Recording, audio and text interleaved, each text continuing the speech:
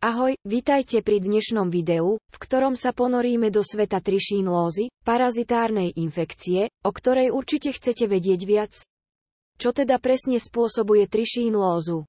Vyvolávajú konzumácia surového alebo nedostatočne tepelne upraveného mäsa, v ktorom sa nachádzajú larvy červov trichinela, teda tých malých človečikov medzi vyliahnutím a dospelosťou. Trišínlóza nie je zriedkavým javom. Na celom svete sa ročne vyskytne približne 10 000 prípadov. V USA sme v rokoch 2011 až 2015 zaznamenali približne 16 prípadov ročne, ktoré často súviseli s poľovníkmi a tými, ktorí jedli mäso divých zvierat. Poďme si povedať o príznakoch. Spočiatku sa po požití lariev môže vyskytnúť hnačka, zvracanie, únava, horúčka, nevoľnosť a brušné ťažkosti. Ako sa larvy pohybujú vašim tenkým črevom, dozrievajú na dospelé červy, čím sa začína cyklus, ktorý zahŕňa niektoré nie príliš zábavné príznaky. Približne po týždni sa príznaky môžu stupňovať a priniesť horúčku, zimnicu, opuchy, svrbenie kože, bolesti kĺbov a svalov a klasické gastrointestinálne problémy.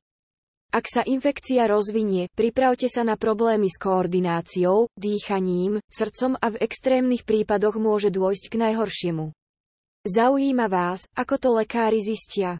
Na stole môže byť fyzikálne vyšetrenie, diskusia o príznakoch, krvné testy, ktoré kontrolujú špecifické ukazovatele, a v niektorých prípadoch aj svalová biopsia.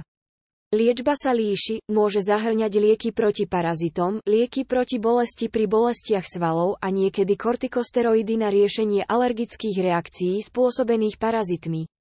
Teraz sa poďme venovať riziku. Ak máte radi surové alebo nedostatočne tepelne upravené mäso, ako je bravčové, medvedie, divé mačky alebo dokonca kôň, môžete tancovať na trišínlózovom lane. Kľúčom k úspechu je prevencia. Mäso dôkladne tepelne upravujte, používajte potravinársky teplomer, bravčové mäso primerane zamrazte a uvedomte si, že údenie, nakladanie a konzervovanie proti týmto parazitom nepomôže. Vo väčšine prípadov sa trišínlóza vyrieši sama, ale ak príznaky pretrvávajú, najmä gastrointestinálne problémy alebo bolesti svalov po konzumácii rizikového mäsa, neváhajte sa poradiť s lekárom. A tu máte komplexného sprievodcu trišínlózou. Zostaňte informovaní, buďte v bezpečí a do budúcna sa majte na pozore.